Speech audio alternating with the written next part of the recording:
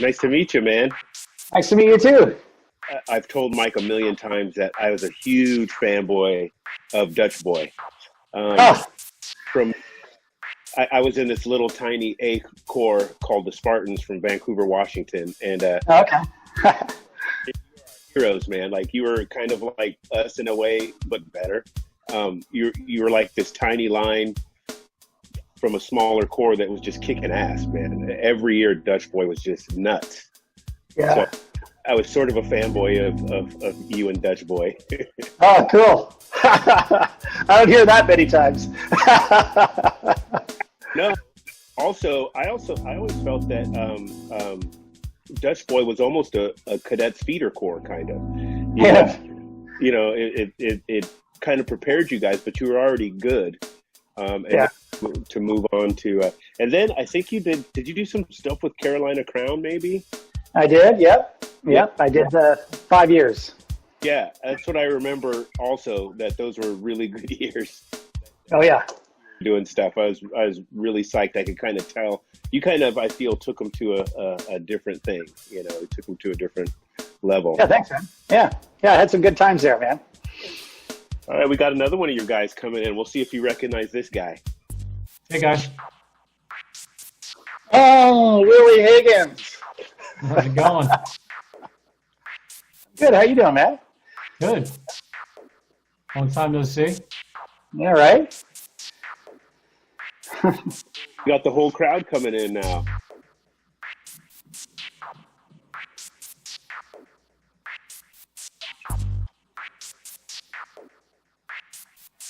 These guys look old, man. Really? Hey, Rod. Hey guys, how are you guys? Good. Oh, Ron Beckley. Lee Bettis, how are you, sir? I'm good. How you doing, man? Really good, thanks. This is going to be fun. Didn't know what to expect. Yeah, no shit. Look at who's the old guy with the glasses? I don't recognize those guys. How you What's up, doing, Brian? We got another one of your guys coming in. Let's see if you recognize this guy here. Michael Jones, come on, get it together, man. You're on mute. Unmute that thing. Get in the form, man. You're out of the form. I see. Wow.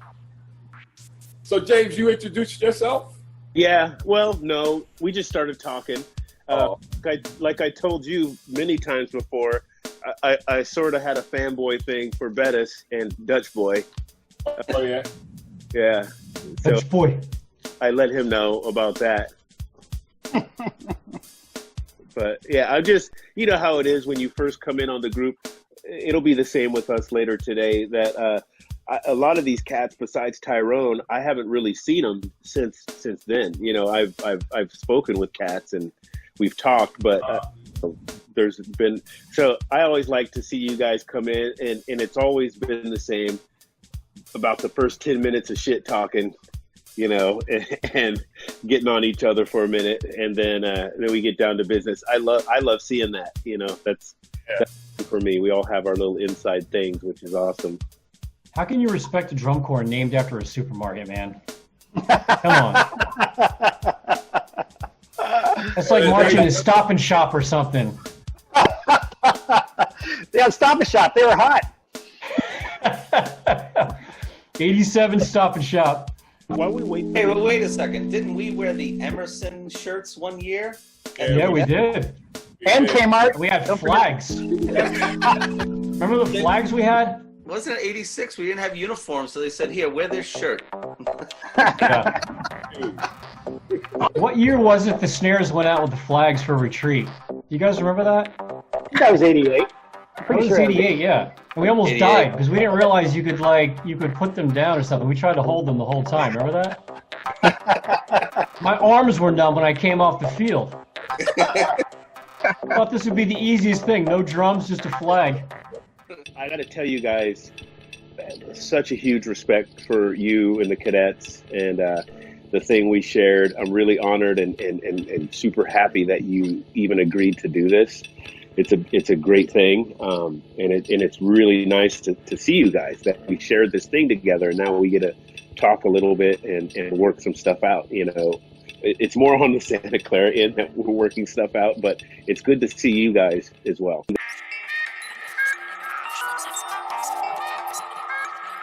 start with you, Bettis.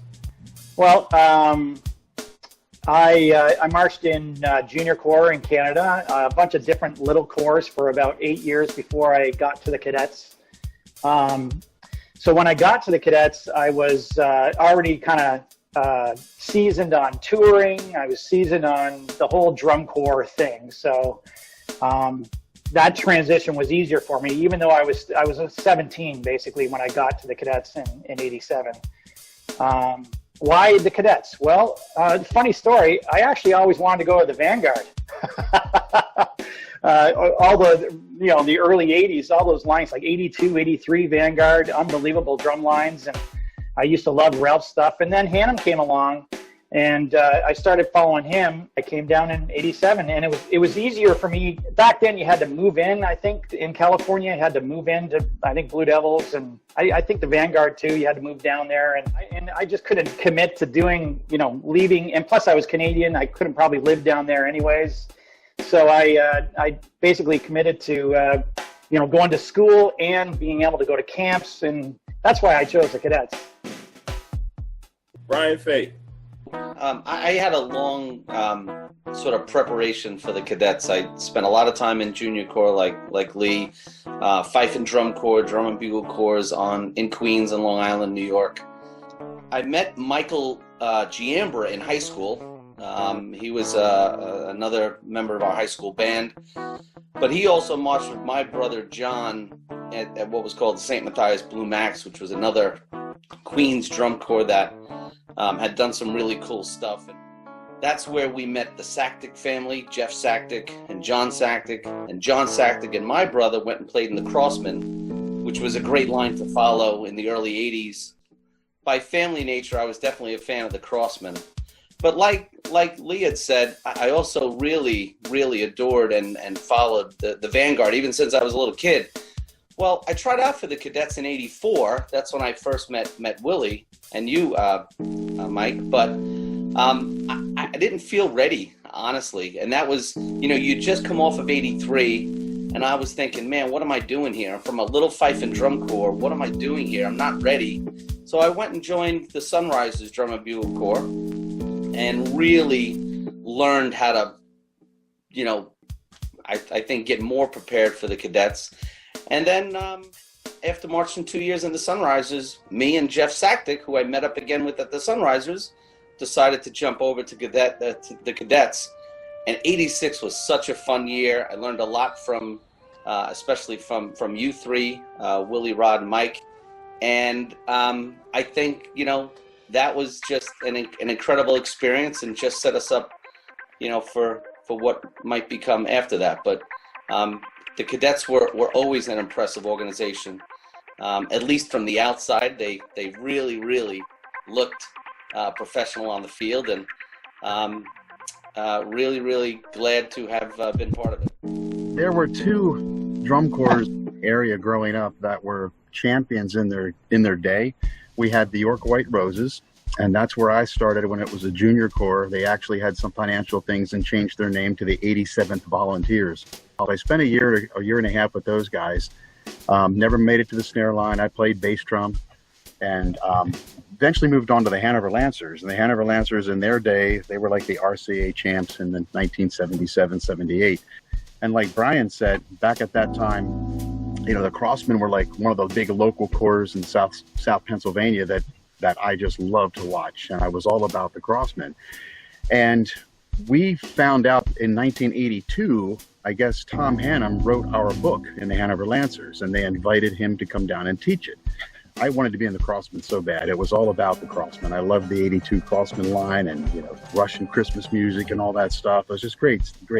So when I found out that Hannum left to go to the Garfield Cadets, I was like, man, that kind of shoots my plans in the foot.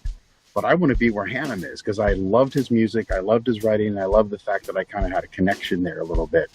So that's what, of course, the championship in '83, the fact that in 1982, the cadets were already moving the drum line off the 50-yard line and doing all the symmetrical stuff, that I wanted to be a part of that. And because Hannum was there, that's why I wanted to be there. So, and in 1885, I decided to give it a shot.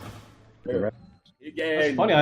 I never heard these stories before about the Crossman, because I've got a Crossman story too that I've actually never told Hannah before. So I got into drum corps really through marching band. I think what we used to call a bando, right? I don't think they really use that term anymore. But I marched in my marching band my freshman year, and someone had introduced me to drum corps. So I got it into my head. I really liked the Crossman, just like everybody else. I was going to go to the Crossman. So I actually called up the Crossman, I think that fall after the season, and I spoke to Tom Hannum. This was 1982, I think. I wasn't ready to play snare or anything like that, but he said, we have a cymbal spot open. And I was like, all right, I'm in. And then I went upstairs and told my parents, and they're like, no, you're not.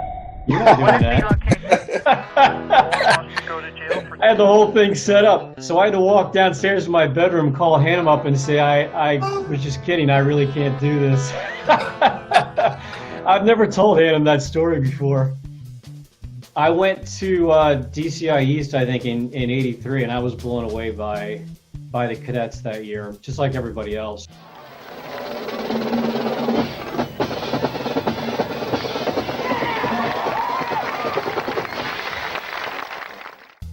And yeah, just decided that was what I was going to do. I was crazy because I didn't even know how to play traditional grip when I went to the first camp.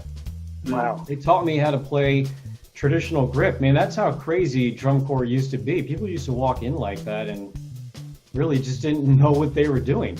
And were either just stupid enough, probably in my case, just to like put up with the beatings, in order to to be in there. Just do whatever you need to do to me, I'll be in there. And yeah, so I marched 84. I did not march 85 because 84 was, I think I had post-traumatic stress syndrome from the 84 tour as a result. And so I took a year off and I came back in 86. 84 is the greatest show of all time, ever. Ever? Ever.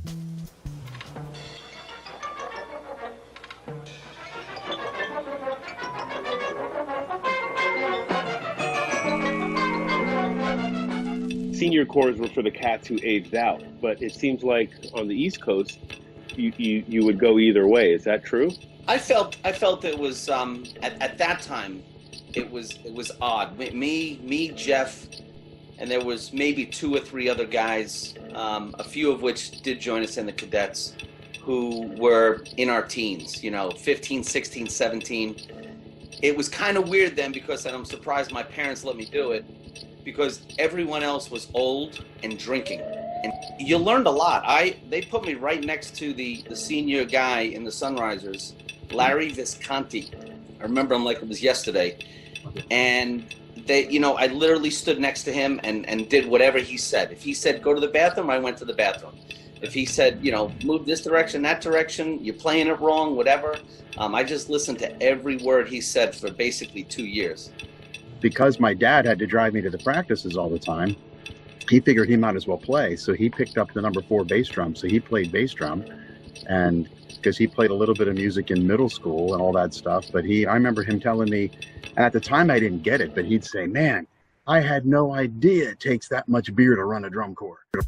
You should ask Tom Monks that same question because he started off in senior corps as well. I think he marched in the Buccaneers, right? For 4 years before he went to the cadets. I didn't know you guys were all into Crossman. That's interesting.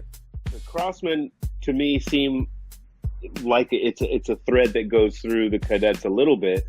From some of the leadership, and then Red Nicky was he marched the Crossman, and he also marched in the Reading Bucks too. So there's that senior corps thing, and then the Crossman, and that's kind of a thread that goes through the cadets drum line a little bit.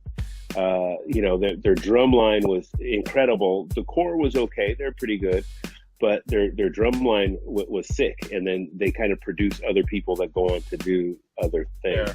Yeah.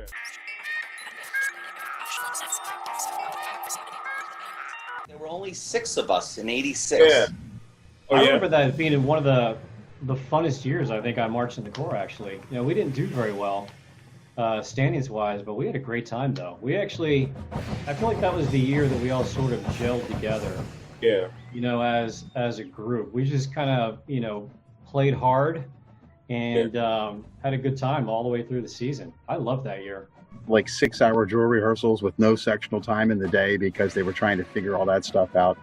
It was a long, grueling summer, but the thing that I think that was the most fun or the funniest part about '86 is that we were left on our own accord for like, what, a month? And for me, this kind of is the line in the sand where I think Ungst actually yelled at us, and then he walked away. This is before the show. Like, we're about to go on. We're in warm-ups for the show. And he just ripped into us, walked away, and then Kiefer took over, and he was kind of like trying to get everybody to calm down. And it was kind of like, you know, it was really, you know, one of those moments where either we were going to go forward or something bad was going to happen. And I felt like that was okay, game on, we got this. And then I felt like we rallied the rest of the season. Like we really gelled. And Mike, you know, we had to make some decisions in the quad line that summer. Right. Yeah. Got rid of one of the quad players. But yeah, once he was gone, that was it. We did kind of gel. So we beat a lot of drum lines that summer. We probably had no, you know, reason to be beating. I know we beat the Devils several times late in the season. I remember watching from outside, and the biggest thing I remember about '86 is that's when you guys, the heights, everything was like, you played maybe 6 inches was the lowest, and everything else was to 15 or whatever above your heads. And you guys, everything you played was just so bombastic and aggressive, and I think that's probably a big reason why you did beat some of the drum lines, because you were so different than everybody that year, you know? Willie Higgins said you didn't even play traditional coming in, and you were able to. I didn't say that. Oh, somebody said they didn't. That was me. I'm just kidding. This has happened over the course of several. Like, cats came in, what I would think, not prepared, but whatever the system is or whatever the teamwork is, you were able to play in this championship line. You know, how did that happen? You come in never playing traditional, but what was your first year? 85? Was that Jeremiah? My first year was 84. So you're playing and you've never played traditional? Yeah, I think luckily the drum line wasn't good that year. So that's maybe the only way I was able to get in there. I think we won nationals that year and came in 9th in drums and final.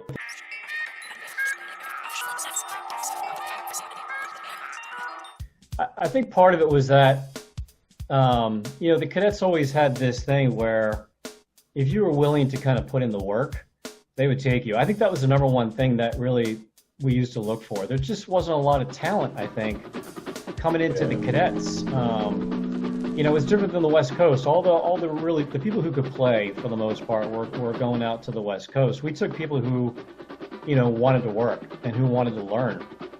And you know, I think that, you know, the people who were in those drum lines were just crazy enough to kind of just do what was necessary, you know, to make it happen. And we rehearsed hard. You know, the corps would go do laundry and the drum line would go out and practice. Oh my God. I remember that last laundry stop we had in '84. I gave my clothes to Linda to clean for me, and she put them in the washing machine. But then they came in and said that they had to leave. The buses were leaving. So she took everything out of the washing machine wet and put it in my suitcase. And I was too stupid at 16 to know what that meant. So I put it underneath the bus. And we had a 16-hour drive that night somewhere deep in the South. And I unzipped my suitcase the next morning to get out some shorts, and everything was bright green. It was covered in mold. I had to throw everything away. I think for the last week of tour, I had like 2 pairs of underwear and a pair of shorts, and those were on the bus dirty already. That's kind of been a theme through all the cats we've talked to, Mike, is that a lot of guys came, and as long as you were willing to put in the time, we'll work with you. Yeah. Because you're right, like cats, you know, there was players in Blue Devil, you know, and I don't know if it's the weather or it's that East Coast work ethic, but yeah, that's kind of a common theme going through.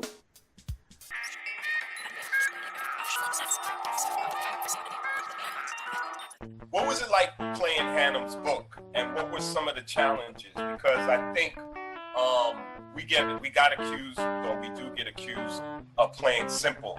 You guys don't play anything, or the Buzz Roll Cadets. That was one of the things floating around back in those days. So what was it like playing Hannum's book, and what were some of the challenges as snare players? Yeah, to me, from a chops perspective, it wasn't the most challenging book I ever played. But I could tell you from just the space and everything that was in there to incorporate that into space and the timing that you had to get used to, that was the biggest difficulty, was that space, where you come in on an and, or everything was all about that space with Hannum, so you could hear and breathe between the notes, basically.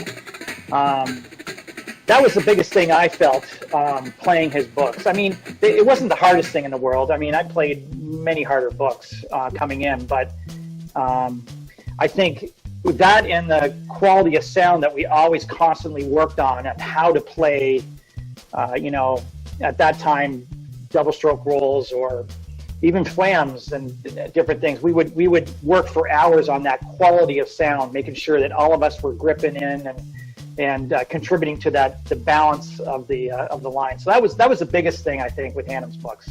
Then you add the Sengali's drill to it, and I was never a marcher. I can tell you that. I didn't go to the cadets because I'm a fantastic marcher. That's for damn sure. Yeah. But I kicked my ass every day in that drill, I think for me, the hardest thing was all of the nuance that Hannum wrote in. We had shots, we had ping shots, we had edge of the head, halfway, center, moving back and forth, and all of that kind of stuff.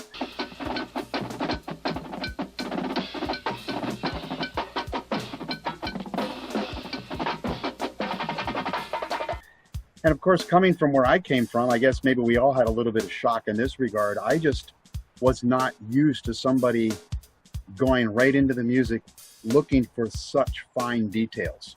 Yeah. And I remember, when Unks would always say, if you can't play it 10 times in a row, we're changing it. And he would change and take a diddle out, make it a single note, or take a 5-stroke roll out and make it, dig it or whatever, that kind of thing. But just, you had to be on your game, and all of the nuance. I remember Hannum standing over you, just, critiquing you when you did a crescendo, that your left hand was higher than everybody else's. It made an impactful sound. So, in that regard, I think Hannum, I loved his music because it was extremely musical. You could listen to the battery, and instead of just hearing rudiments, you could hear the melody. You could hear where you were in the form and the melodic part of the entire musical presentation. And not every other drumline was doing that. I think nobody else was doing that. Yeah. Writing the snares with the sopranos and the quads with the mellophones and the bass with the simplicity of that style. But I think Garfield really was one of the first chorus to kind of perfect that. I would agree with that. Although I do feel that it wasn't like he did that the whole show. He only did that in specific sections, Right. And we still had some stuff where we played, especially some of those impact points and everything. He still wrote some good battery, choppy parts that were in there. But it was those moments that were special for him. Is exactly when you're talking about. It got more musical. He wrote more with the brass and tied it into that, which was new at that time, for sure.